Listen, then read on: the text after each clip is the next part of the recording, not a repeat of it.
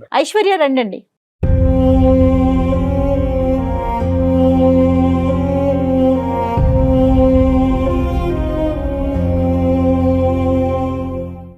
నమస్తే ఐశ్వర్య, ఎక్కడి నుంచి వచ్చారు? నేను ఖమ్మం నుంచి వచ్చానండి. ఓకే, నేను బ్రీఫ్గా మీరు పెట్టిన అంటే మీరు ఏదైతే మాకు ఇన్ఫర్మేషన్ ఇచ్చారో అంతవరకే నేను చెప్పగలిగాను డాక్టర్ గారికి. మీరు స్టార్ట్ చేస్తే ఒకసారి ఆయన వింటారు. నా పేరు ఐశ్వర్య.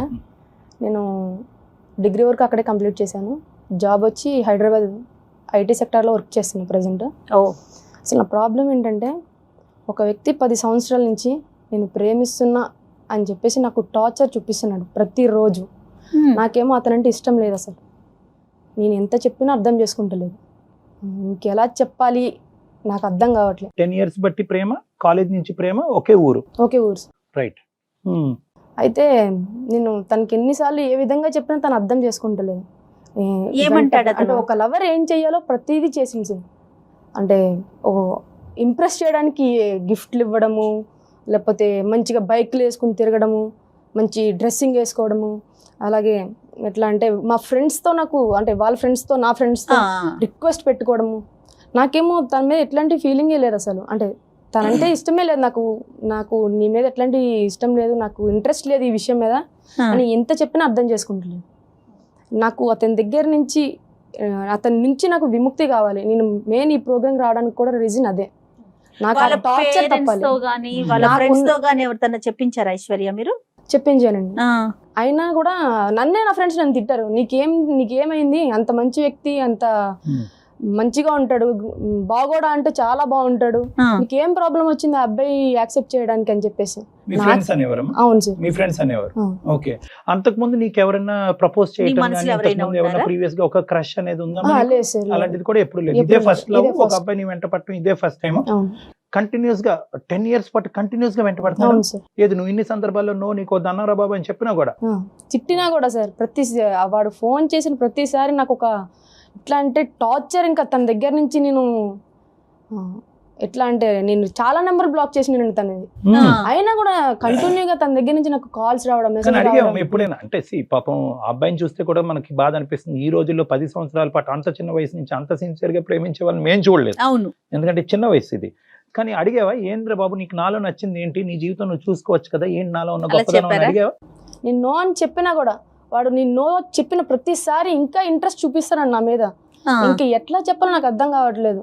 వాడి సైడ్ నుంచి ఏమన్నా సైకోయిజం ఉందమ్మా, బ్లాక్ మెయిల్ గానీ అలాంటివి ఏమన్నా? అసలు అట్లాంటిది ఏం లేదు. అలాంటిది ఏం లేదు. సిన్సియర్ గా ఐశ్వర్య నువ్వంటే నాకు లవ్, నువ్వు ఎప్పుడు నాకు ఎస్ చెప్తే అప్పటి వరకు నేను వెయిట్ చేస్తాను అనేటటువంటి ప్రతిపాదనే గానీ ఎప్పుడు కూడా నేను హెరాస్ చేయటం కానీ టార్చర్ పెట్టడం కానీ ఏం లేదు. అట్లాంటిది ఏం లేదు. అంటే నో చెప్పడం అనేది అది మీ ఇష్టం, మీ పర్సనల్ గా మీ మనసుకు నచ్చిన విషయం. కానీ అసలు రీజన్ ఏంటి మీకు అతను నచ్చకపోవటానికి? అబ్బాయి గురించి చాలా ఆలోచించానండి. ఎందుకు తన మీద నాకు ఫీలింగ్ కలగట్లేదు అని ఆలోచించిన విషయం కన్నా ఈ అబ్బాయి మీదే కాదు, ఏ అబ్బాయి మీద నాకు అట్లాంటి ఫీలింగ్ లేదు.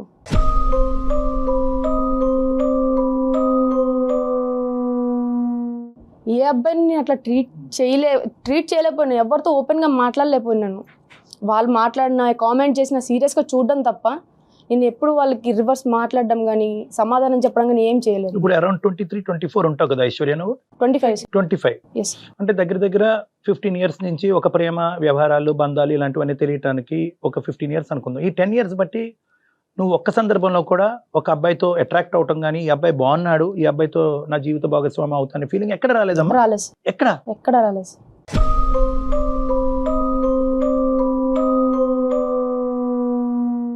అంటే నేను ఈ అబ్బాయి విషయంలో ఇలా చేస్తానన్నా, లేకపోతే చెప్పినా కదా సార్, ఎవరి మీద నాకు అట్లాంటి ఫీలింగ్ రాలేదు, ఎక్కడా లేదు. ఒకవేళ నా దగ్గర నాలో ఏమైనా ప్రాబ్లం ఉందేమో అని ఒక రోజు నేను నైట్ నన్ను నేను క్వశ్చన్ చేసుకుంటున్నా.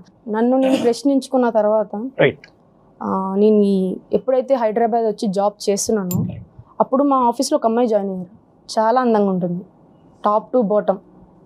నాకు చాలా అట్రాక్ట్ అయ్యాను ఆ అమ్మాయికి. ఎందుకో తెలియదు, నాకు అమ్మాయి అంటే ఇంట్రెస్ట్ ఎక్కువ అయిపోయింది. తనతో మాట్లాడాలి, తన పక్కనే ఉండాలి ఇట్లా అనిపించింది. అప్పుడు అనుకున్నా ఇది కూడా తప్పే. అంటే ఇప్పుడు ఉన్న సొసైటీ విషయం తీసుకుంటే, సొసైటీ విషయంలో ఇప్పుడు నేను చేసే తప్పు ఇది కరెక్టా కాదా? నన్ను నేను అంటే ఎన్నో నిద్రలేని రాత్రులు గడిపినాను. నాకు అర్థం కాలేదు అసలు.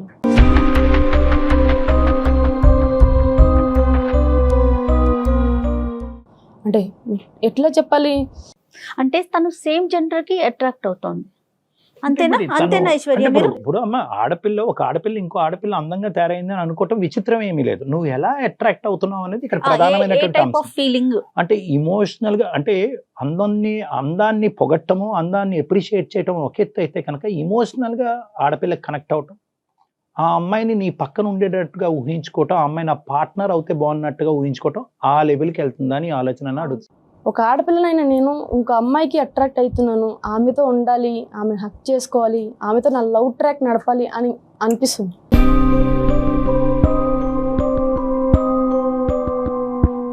ఎందుకు అలా అనిపిస్తుంది అంటే అది నాలో ప్రాబ్లం. ఈ ఫీలింగ్ ఇది కరెక్టా కాదా అనేది నేను చాలా వెబ్సైట్స్ కానీ ఏమైనా ఉంటుంది అన్నిట్లోనే చెక్ చేసుకున్నాను సార్. చాలా మంది ఉన్నారు. ఈ అమ్మాయి గురించి చెప్పమ్మా. ఇప్పుడు నువ్వు అందంగా కనిపించినటువంటి ఈ అమ్మాయి దగ్గరికి వెళ్ళటం కానీ మాట్లాడటం కానీ నీ యొక్క భావాన్ని ఆవిడకి ఎక్స్ప్రెస్ చేసుకోవటం ఎప్పుడైనా జరిగింది? అంటే నా వైపు నేను ఎంత చేయాలో అంత చేస్తున్నాను, వాళ్ళు ఎట్లా తీసుకుంటున్నారనే నాకు నీకు తెలియదు. తెలీదు. కానీ నా ఫీలింగ్ అయితే నేను ఎక్స్ప్రెస్ చేయడం అయితే చేస్తున్నాను సార్. చేశారా? చేశాను సార్. ఏది ఈ అమ్మాయికి వెళ్ళి ఐ లైక్ యూ అన్నట్ట?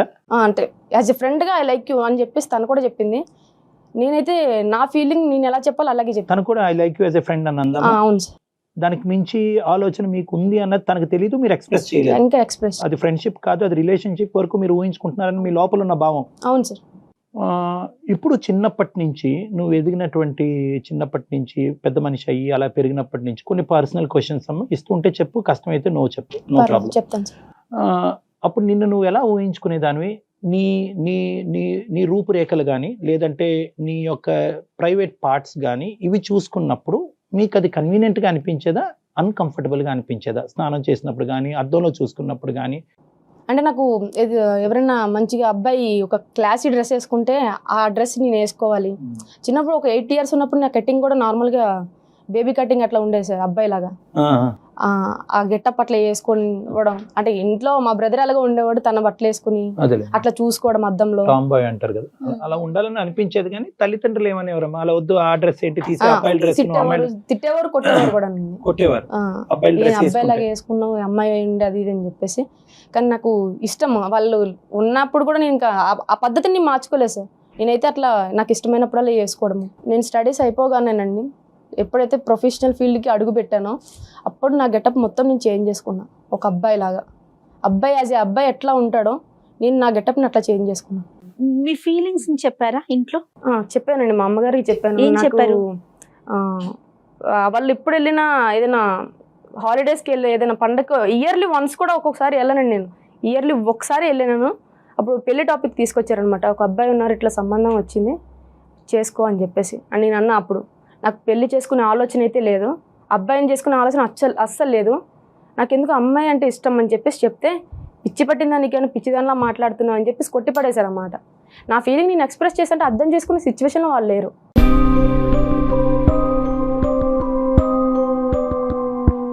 సరే, ఇంతవరకు అర్థమైందని. ఇప్పుడు 2 సందిగ్ధ పరిస్థితులు. నువ్వు వచ్చినటువంటి రీజన్ మేమేమనుకున్నాం అంటే వాస్తవానికి అనవసరంగా, అంటే యూజువల్గా టిపికల్గా జయ గారు నేను చేసేటటువంటి కేసుల్లో ఏంటంటే ఒకడు ఎవడో వెంటబడుతున్నాడు, అరెస్ట్ చేస్తున్నాడు, వాడి నుంచి నాకు విముక్తి కలిగించండి, ఆ కేసు అనుకున్నాం మేము. ఇది అలా లేదు. ఇప్పుడు 2 సమస్యలు తీసుకొచ్చి మాకు పెట్టావు. Correct me if I'm wrong. ఒకటి, ఈ అబ్బాయి ఇలా వెంటపడేటటువంటి జిగురులాగా 10 సంవత్సరాలు పట్టి వెంటపడి నిన్ను బాధ పెట్టి ఆ అబ్బాయి జీవితాన్ని పాడు చేసుకుని శుభ్రంగా ఎంత మంచి అమ్మాయి వచ్చి ఉండేది ఈ పాటికి ఆ అబ్బాయికి, ఇది తెలియకుండా ఇది చెప్పవలసినటువంటి బాధ్యత నీ మీద లేదా? చెప్పావా? సరే, ఆ ఫీలింగ్ నాలో ఉందని నేనే కన్ఫ్యూజన్ లో ఉంది. అంటే ఈ ఫీలింగ్ నేను ఫీల్ అవుతున్నాను, దానివల్ల నేను ఎంత సఫర్ అవుతున్నాను నాకు తెలుసు. ఒకటి ఏంటంటే ఇటువంటి సందిగ్ధంలో ఉండే ఆడపిల్లలు, అబ్బాయిలు అయితే కనుక మాకు అమ్మాయిలా ఉండాలని, అమ్మాయిలు ఏమొచ్చి అబ్బాయిలా ఉండాలని రకరకాలు ఉంటాయి. బేసిక్లీ నేను ఏమంటానంటే దీన్నే మనం LGBTQ ప్రిన్సిపల్ అని అంటూ ఉంటాం. జెండర్ అంటే నేను మగాడినా ఆడదాన్న, అది జెండర్, అది పుట్టుకతో నిర్ణయించబడుతుంది. అది శరీర అవయవాలు బట్టి, ప్రైవేట్ పార్ట్స్ బట్టి అది నిర్ణయం చేసుకోవటం జరుగుతూ ఉంటుంది. ఇంకోటి ఏంటంటే సెక్షువాలిటీ, అంటే నేను ఎవరికి అట్రాక్ట్ అవుతున్నాను, నేను అబ్బాయినే కానీ నేను అమ్మాయికి అట్రాక్ట్ అవుతున్నానా, అబ్బాయికి అట్రాక్ట్ అవుతున్నానా, ఇది యూజువల్గా హార్మోనల్ ప్రభావం వల్ల ఒక వయసు వచ్చాక తేలుతుంది. కానీ ఇది ఖచ్చితంగా ఒక హార్మోన్ టెస్ట్ చేయటం వల్ల తెలియదు. ఇది ఒక ఫీలింగ్, ఒక ఇంటర్నల్ మైండ్కి సంబంధించినటువంటి ఒక ఫీలింగ్. ఆ అమ్మాయి ఈ రోజు ఇంత సందిగ్ధ పరిస్థితిలో మన దగ్గరికి ఎందుకు వచ్చిందంటే కనుక ఆ అమ్మాయికి ఎవరికి చెప్పుకోలేకపోతుంది. చెప్తే కనుక అందరూ హాస్యాస్పదం చేస్తున్నారు, ఏంటి నవ్వుతున్నారు, ఏంటి పిచ్చా, నీకేం ప్రాబ్లం వచ్చిందని. అమ్మా ఐశ్వర్య, 2 ప్రశ్నలు. అంటే మాకు క్లారిటీ రావటం గురించి. ఆ అబ్బాయికి చెప్పలేదు కాబట్టి మీ ద్వారా చెప్పడానికి ఇక్కడికి వచ్చానని అంటున్నావా, లేదంటే నేను ఎవరు అనే ప్రశ్న వెతుక్కుంటూ మీ దగ్గరికి వచ్చాను అంటున్నావా? రెండు సార్. రెండు. ఏది పెద్దది? నేను ఎవరు అనేది నాకు మెయిన్ థింగ్ సార్. అది ఇప్పుడు నేను ఒక అమ్మాయిలో పుట్టి నాకు అమ్మాయి మీద ఫీలింగ్స్ కలుగుతున్నాయంటే అది నా జన్మతహా వచ్చింది. నేను చేసుకున్న తప్పు కాదు సార్. అది నేను చేసిన తప్పు కాదు అది అస్సలు. అలా నాకు రావడం, నేను దాన్ని ఎక్స్ప్రెస్ చేసుకోలేకపోతున్నాను, ఎవరికి చెప్పుకోలేకపోతున్నాను. దానివల్ల నేను ఎంత టార్చర్ అనుభవిస్తున్నాను నాకే తెలుసు.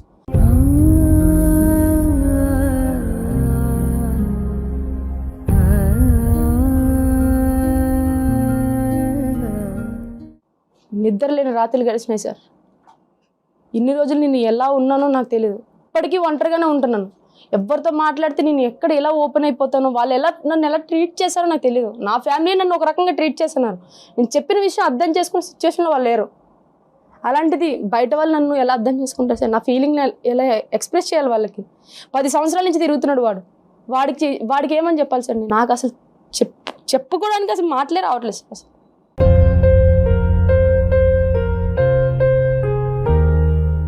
నాకున్నది మీరు అడిగినట్టు రెండే ఉన్నాయి సార్. నాకు వాడి దగ్గర నుంచి విముక్తి కావాలి. ఇంకోటి నేనేంటి అనేది నాకు క్లారిటీ కావాలి. దానికోసమే నేను ఈ ప్రోగ్రామ్కి వచ్చాను. వాడి దగ్గర నుంచి విముక్తి పెద్ద కష్టం కాదమ్మా. ఈ బ్రేకింగ్ న్యూస్ చెప్తే 2 నిమిషాల్లో చట్టబట్ట వేసుకుని పారిపోతాడు వాడు. అదైతే క్లియర్. అందుగురించి మాకు అనిపించేది ఏంటంటే వాడిని అనవసరంగా ట్రబుల్ చేసామేమో అని అనిపిస్తుంది. నా బాధ నేను చెప్తున్నాను, నా కడుపులో బాధ. నువ్వు చెప్పుకోలేకపోవటం అనేటటువంటిది వేరే విషయం, ఎందుకు చెప్పుకోలేకపోయినది వేరే. వాడికి ఎప్పుడైతే కనుక బాబు నువ్వని కాదు కదా, నాకు ఏ మగాడితో అట్రాక్షన్ లేదు, నా పరిస్థితి ఇది అని చెప్పుంటే వాడు వెళ్ళిపోతాడు. వాడు ఏమనుకుంటున్నాడు అనేది ఒకసారి నువ్వు ఫోన్ కలుపుది కానీ కావాలంటే మేము మాట్లాడతాం. అది నెంబర్ 1. నెంబర్ 2, నీ ఇష్యూ అంటావమ్మా, అది బయలాజికల్గా లోపల నుంచి వచ్చేటటువంటి ఒక మార్పు. ఇందాక నువ్వు జన్మ తరహా అన్నావు చూడు, పుట్టుకతో వచ్చినటువంటి ఒక వ్యవహారం, ఒక హార్మోనల్ ప్రభావం, ఒక బయలాజికల్ నీడ్ అనేటటువంటి సంస్థలో మనం లేము ఈరోజు. కాబట్టి అది కొద్దిగా కాంప్లెక్స్. కాబట్టి దానికి ఏం చేయాలి అనేది తర్వాత మాట్లాడదాం. ఫస్ట్ ఉదయ్తో మనం మాట్లాడి అతన్ని సందిగ్ధ పరిస్థితుల్లోంచి బయట వేద్దామా అనే దాని గురించి నువ్వు ఒక్కసారి ఆలోచించుకో. ఉదయ్తో కలుపుదామా ఫోన్? ఉదయ్తో మాట్లాడదాం. కలుపుదాం సార్. ఎక్కడున్నాడు ఇప్పుడు అబ్బాయి? ఖమ్మంలోనే ఉన్నాడు సార్. మరి కాల్ చేద్దామా అతనికి? కాల్ చేయండి అమ్మా, కలపండి.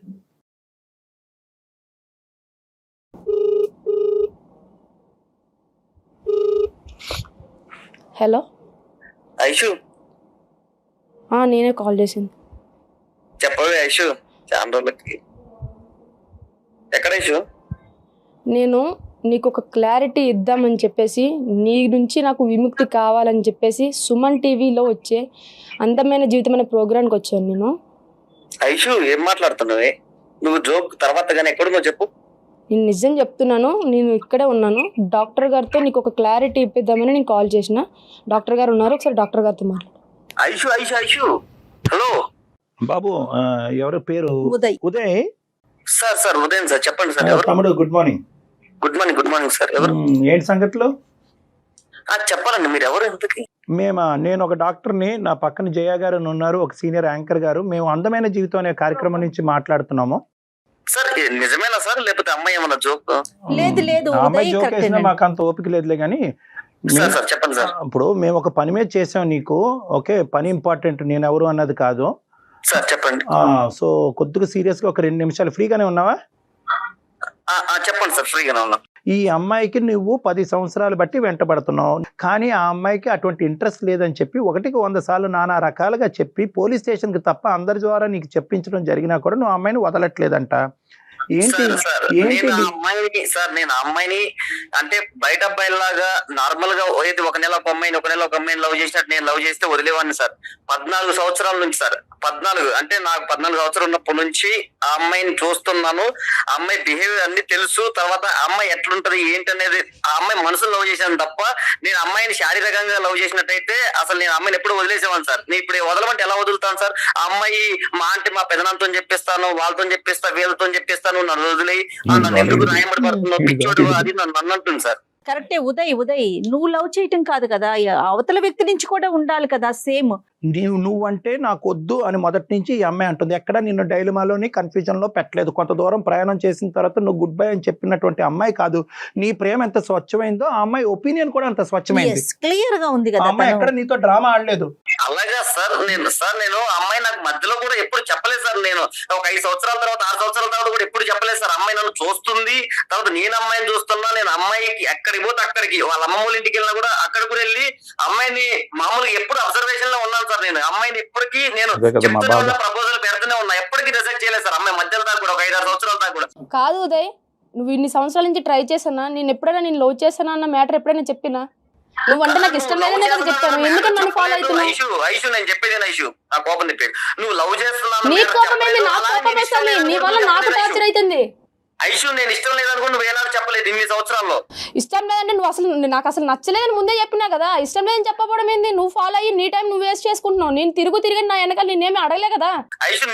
ఐషు ఒకటి గుర్తుంచుకో ఐషు, ఇప్పుడు నేను పెళ్లి చేయాలంటే మా ఇంట్లో ఎప్పుడో పెళ్లి చేసేవాళ్ళే నాకు. చేసుకోపో, చేసుకోపో. కానీ నేను నిన్ను నమ్ముకొని ఐషు ఎప్పటికైనా నాకు భర్త ఒక కాన్ఫిడెన్స్ తో నీ అమ్మ తిరిగిన ఖచ్చితంగా ఈ అమ్మాయి కావాలనుకున్నావు. నీకు తెలియదు ఐషు, మన క్లాస్మేట్స్ ఎంత ఎమ్మడి పడేవాళ్ళు నా ఎమ్మటి.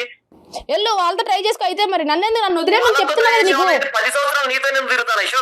నాకు లేదని చెప్పినప్పుడు నువ్వు వదిలేయాలి కదా. ఎందుకలా నన్ను టార్చర్ చేస్తాను? నీ బాధ ఎక్కువైపోయింది. నా పర్సనల్ నాకు 190 ఉన్నాయి బాధలు. లేదన్న మాట నువ్వు నాకు ఎప్పుడు చెప్పలేదు. నువ్వెందుకు నా ఎంట తిరుగుతున్నావు అని ఏ రోజు కూడా అనలేదు మేడం. ఏమ్మా చెప్పలేదా?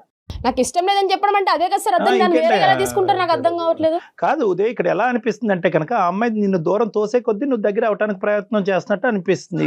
ఈ అమ్మాయి సార్ ఇంకొకటి, ఈ అమ్మాయిలో నాకు బాగా నచ్చేది ఏంటంటే సార్, నేను ఇప్పుడు ఈ అమ్మాయికి లైన్ వేస్తున్నాను సార్. ఈ అమ్మాయి పర్లేదు, ఈ అమ్మాయి పడుకున్నా కూడా మళ్ళీ అర్థం చెప్పి ఈ అమ్మాయి ఏ ర్యాప్ అయితే తిరగదు. నీ ప్రేమ చాలా స్వచ్ఛమైంది, సిన్సియర్ అయినటువంటిది. కానీ ఇక్కడ ఉండేటటువంటి సమస్యలో ఇంకొక యాంగిల్ కూడా ఉంది. ఆ అమ్మాయి ఇప్పుడు వచ్చి నీకు చెప్పలేదు, చెప్పలేకపోయింది ఆ అమ్మాయి. ఇప్పుడు ఆ యాంగిల్ గురించి ఇప్పుడు ఆ అమ్మాయిని మేము చెప్పమంటాం. అది విన్న తర్వాత నువ్వేమంటావో ఒకసారి ఆలోచించుకో. అరే ఏం మాట్లాడుతున్నావురా? నాకున్న పర్సనల్ ప్రాబ్లం నాకు ఎక్కువ, లేకపోతే నీ ప్రాబ్లం నాకు ఎక్కువ అనుకోవాలా? నీ టార్చర్ ఎక్కువైపోయింది. నాకు నీ నుంచి విముక్తి కావాలని చెప్పేసి నేను ఈ ప్రోగ్రామ్కి వచ్చింది. ఐషు ఏదన్నా ఉంటే నువ్వు రా, పర్సనల్ మనం కూర్చొని మాట్లాడదాం. ఏంటి మాట్లాడేది? నాకు అసలు నిన్ను చూడాలంటేనే చిరాకు వస్తుంది నువ్వు చేసిన ప్రవర్తనకి. నేను ముందు నుంచే చెప్తున్నా, నాకు నచ్చలేదు, నాకు వద్దని చెప్తున్నప్పుడు నీ పని నువ్వు చూసుకో. ఎందుకలా నాకు టార్చర్ చేసిన ప్రతి రోజు ఫోన్లు, కాళ్ళు, మెసేజ్లు ఏంటి అన్ని నాకు? ఒకసారి డాక్టర్ గారికి ఏంటి ఐషు? లేదా నేను ఇక్కడే ఉన్నావు, అందరూ స్పీకర్ లోనే ఉన్నావు. కానీ ఉదయ్ ఒక్క నిమిషం సార్ ఒకటి సార్, మీరు ఏదైనా చేయండి సార్, కానీ నాకైతే న్యాయం చేయండి. నాకైతే ఆ అమ్మాయి కావాలి సార్. అమ్మాయిని ఖచ్చితంగా నేను పెళ్లి చేసుకోవాలి సార్. నువ్వు ఎక్కడ దొరికే బాబు? నువ్వు అది కాదు, నువ్వు ఒక మాట అమ్మాయి అంది ఇక్కడ. ఏంటి నీ పర్సనల్ ప్రాబ్లం, నా పర్సనల్ ప్రాబ్లం కూడా అన్నట్టు అడగాలి. ఫస్ట్ అడుగు ఆ మాట. ఏంటి తన పర్సనల్ ప్రాబ్లం అని అడుగు. అది తెలుసుకో ముందు. సార్ దానికి నేను అగ్రీ సార్. ఐషు చెప్పు, నీ పర్సనల్ ప్రాబ్లం ఏంటో చెప్పు ఐషు. ఏదన్నా సొల్యూషన్ అంటే నేను కూడా ఖచ్చితంగా ఇద్దరం కలిసే చేద్దాం. నీకు ఆ క్లారిటీ ఇవ్వడానికి నేను ఈ ప్రోగ్రామ్కి వచ్చాను. అసలు నా పర్సనల్ ప్రాబ్లం ఏంటి అంటే, నాకు నీ మీదనే కాదు, నీ చుట్టూ ఉన్న అబ్బాయిల మీద, నాకు ఎవ్వరి మీద కూడా ఎటువంటి ఫీలింగ్ లేదు. నాకు అబ్బాయిల మీదనే ఫీలింగ్ లేదు.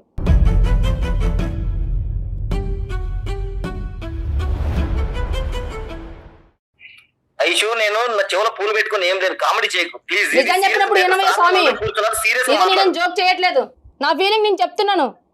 నీ ఫీలింగ్ కాదు ఐషు, అదేంటి అసలు అర్థం పడతం లేకుండా ఏం మాట్లాడుతున్నావు ఐషు? డాక్టర్ గారు నేను చెప్పినా కదండి, నేను చెప్తే నమ్మరు. అందుకని మీరే వాడికి ఒక క్లారిటీ ఇస్తే నాకు ప్రశాంతంగా ఉంటది వాడి దగ్గర నుంచి.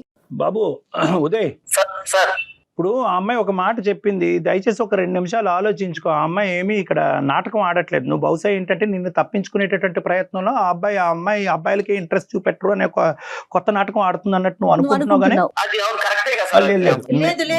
కానీ మేము ఈ కాల్ నీతో కలపక ముందే ఆ అమ్మాయితో చాలా డీటెయిల్ గా మాట్లాడాం. ఆ అమ్మాయి చూడు, నిజంగా నిన్ను వదిలించుకోవాలి అనుకుంటే కనుక ఆ అమ్మాయి రకరకాల మార్గాల్లో వెళ్ళి వదిలించుకునేది. ఈ ఒక్క మార్గం అక్కర్లేదు. సింపుల్గా వెళ్ళి షీ టీమ్స్కో పోలీసులకో ఫోన్ చేస్తే కనుక నేను లోపలేస్తారు, 4 నిన్ను కొడతారు, తొందర రకరకాల గొడవలు అయ్యి ఉండేవి. అలాంటి సబ్జెక్ట్ కాదు ఇది. దయచేసి ఇప్పటికైనా నీ కనువిప్పు కలిగి నువ్వు ఒకసారి ఆలోచించుకో, ఊహించుకో, తర్వాత నీ నిర్ణయం ఏంటి అనేది చెప్పాలి నువ్వు మాకు. ఎందుకంటే ఈ అమ్మాయి ఒక 2 నిమిషాలు వెంటనే నీ యాంగ్జైటీ తగ్గుతుంది. నేనేమంటున్నానంటే ఆ అమ్మాయి ఇప్పటి వరకు ఎప్పుడు కూడా ఒక అబ్బాయికి అట్రాక్ట్ అవ్వలేదు. ఆ అమ్మాయి అట్రాక్ట్ అయినటువంటి పరిస్థితి దాఖలాలు లేవు. అదే కోవలో ఏంటంటే నువ్వు వచ్చి నిన్ను ప్రేమిస్తున్నాను అని చెప్పి ఆ అమ్మాయి వెంటపడ్డావు. నీ ప్రయత్నం కిందనే 14 సంవత్సరాలు ఉన్నప్పటి నుంచే సార్ మా ఓసారి మీ ముందు ఆయన చెప్పేది వినవయ్యా. కాదు విను, ఒక్క 2 నిమిషాలు. నీ అనవసరంగా నీ టైం వృధా చేసుకుంటున్నావు, నీ భవిష్యత్తును పాడు చేసుకుంటున్నావు. ఆ అమ్మాయికి కేవలం ఆడపిల్లల వైపే అట్రాక్షన్ ఉంది, ఆడపిల్లలతోనే స్నేహంగా ఉండాలని అనుకుంటుంది, ఆడపిల్లలతోనే రిలేషన్షిప్ పెట్టుకోవాలని అనుకుంటుంది. అవకాశం ఉంటే ఆడపిల్లని పెళ్లి చేసుకుని ముందుకెళ్లాలనేటటువంటి ప్రయత్నంలో ఆ అమ్మాయి ఉంది. అది తన ఆలోచన శైలి. నీకు అర్థమై ఉంటుంది ఇప్పుడు ఏం చెప్పారు అనేది డాక్టర్ గారు. అది అవుతుందా లేదా? ఉదయ్ ఉన్నావా? ఉదయ్ ఆడక్కడ కళ్ళు తిరిగి పడు. ఉదయ్ సార్ ఏం జరుగుతుంది సార్ నాకు అర్థం కాదు.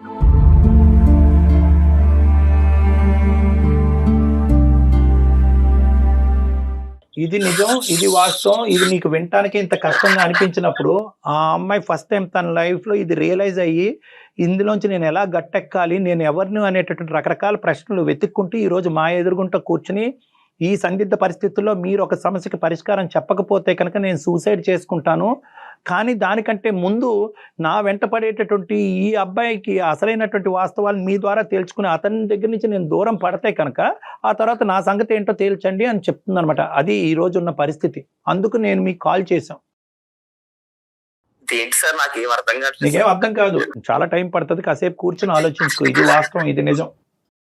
ఇప్పుడు తనొక్కటి చెప్తే మిమ్మల్ని అవాయిడ్ చేస్తుంది అనుకోవచ్చు. త్రూ ఛానల్ ద్వారా, మా ద్వారా, డాక్టర్ గారి ద్వారా చెప్పిస్తోంది. ఎందుకంటే నువ్వు అర్థం చేసుకొని నీ జీవితం నువ్వు ముందుకు వెళ్ళాలనే ఒక ఉద్దేశంతోనే తను ఈ రోజు రివీల్ చేసింది. ఇప్పటి వరకు ఎక్కడ రివీల్ చేయని విషయాన్ని ఇప్పుడు రివీల్ చేసింది. 2 రోజులు 2 నెలలు 6 నెలలు లవ్ చేయలేదు మేడం. 10 సంవత్సరాలు లవ్ చేసిన మరి అదే మరి బాబు, నువ్వు 10 సంవత్సరాల నుంచి లవ్ చేసా అంటున్నా. 10 సంవత్సరాల నుంచి నా గురించి నీకు ఏం తెలుసు చెప్పు? ఏం తెలుసుకున్నావు చెప్పు నా గురించి? వద్దులే మా అమ్మ. ఐషు ఒక్క నిమిషం. ఇప్పుడు వరకు మాట్లాడింది ఒక పద్ధతి, ఇప్పుడు అబ్బాయి పరిస్థితి కూడా దయచేసి అర్థం చేసుకో. మన అందరం ఇలాగా చెప్తుండే ఎక్కడ అర్థం చేసుకుంటున్నాడు సార్? తను అడుగుతున్నాడు, క్వశ్చన్ మీద క్వశ్చన్ వేస్తున్నాడు. ఐషు ఒక్క నిమిషం అమ్మా. కొన్ని ప్రేమలు గుడ్డివమ్మా. అతను నిన్నేం హెరాస్ చేయలేదు, టార్చర్ చేయలేదు, నిన్ను ఇబ్బంది పెట్టలేదు. కేవలం ఏంటంటే పదే పదే అది వ్యక్తపరుచుకున్నాడు, వెయిట్ చేశాడు. ఎప్పటికైనా నువ్వు ఎస్ చెప్తావు అనే ఆస్తి ఇప్పటికీ కూడా వెయిట్ చేస్తున్నాడు. నాకు తెలిసి ఇతనున్న అతని క్యారెక్టర్ కి ఇంకొక 10 ఏళ్ళైనా వెయిట్ చేస్తాడు ఈ విషయం తెలియకపోతే. నిన్ను వెంట పట్టడం అనేది ఒక పిచ్చితనం అంటావా, పిచ్చి ప్రేమ అంటావా పక్కన పెడదాం. ఇప్పుడున్న పరిస్థితిని ఎలా డైజెస్ట్ చేసుకుని ఏమంటాడో చూద్దాం ఒకసారి. ఏమంటావు ఉదయ్? సార్ ఐషు నన్ను 10 సంవత్సరాల తర్వాత పిచ్చోని చేస్తా అనుకోలేదు సార్ నేను.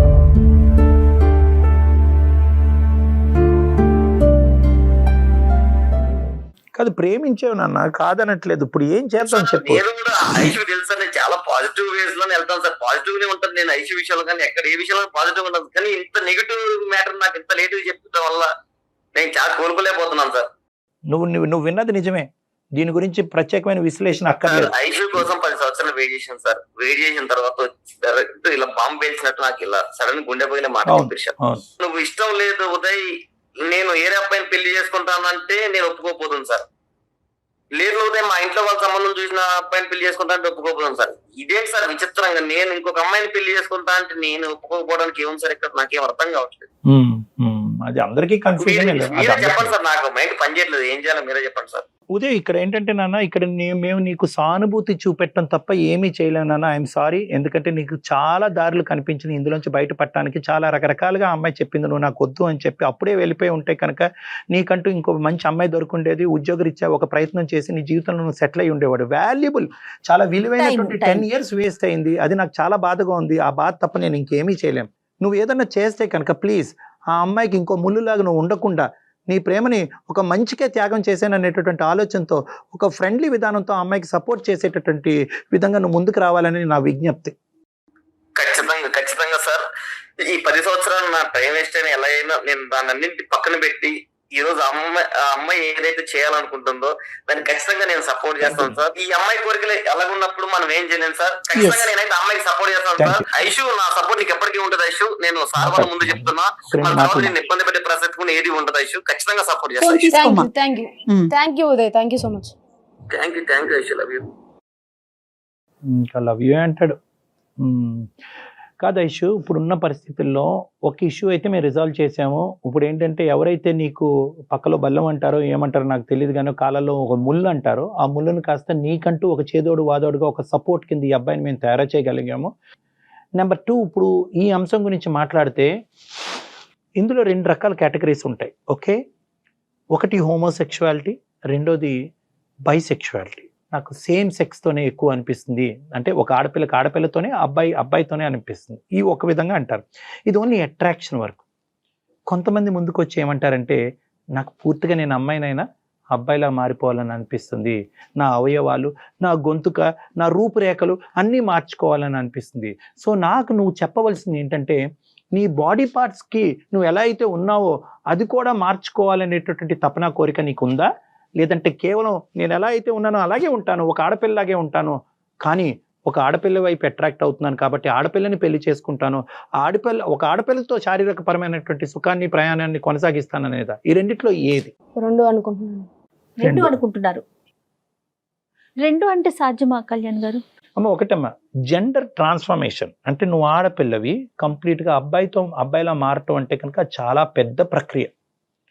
అన్ని హాస్పిటల్స్, అన్ని డాక్టర్స్, ప్రత్యేకంగా మన ఇండియాలో దాన్ని ఏకీభవించరు. దానికి చాలా సర్టిఫికేషన్ ప్రాసెస్ అనేది ఉంటుంది. అంటే ఒక సైకాట్రిస్ట్ సర్టిఫై చేయాలి, ఈ అమ్మాయి నిజంగా ఇలాగే ఆలోచించుకుంటుంది, ఇలాగే ఊహించుకుంటుంది అని చెప్పి ఒక సైకాట్రిస్ట్ సర్టిఫై చేయాలి.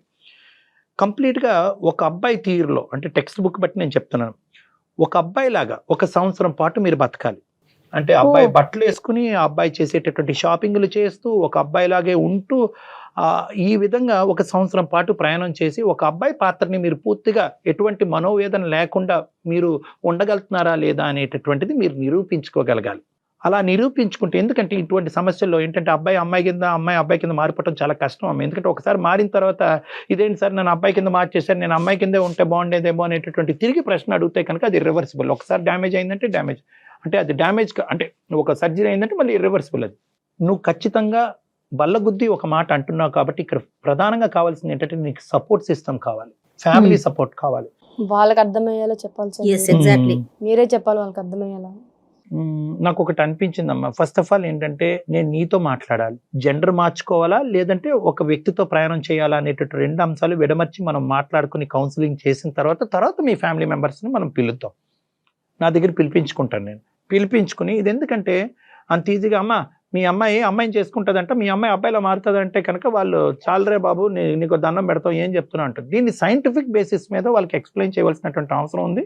ఎందుకంటే కనుక ఆ జనరేషన్ వాళ్ళకి, ఈ జనరేషన్ కొద్దిగా పర్లేదు కానీ ఆ జనరేషన్ అంటే మీ తల్లిదండ్రుల జనరేషన్ వాళ్ళకి కొద్దిగా ఈ అంశం అర్థం అవటం, ఎంత సైంటిఫిక్గా ఎక్స్ప్లెయిన్ చేసినా కూడా ఇది కల్చర్ వర్సెస్ సైన్స్, ఈ రెండిట్ల మధ్యన జరిగేటటువంటి యుద్ధం కాబట్టి వాళ్ళకి విడమర్చి చెప్పేటటువంటి విధానం చాలా సున్నితంగా, నాజుగ్గా, సైంటిఫిక్ బేసిస్ మీద మాట్లాడవలసినటువంటి అవసరం ఉంటుంది.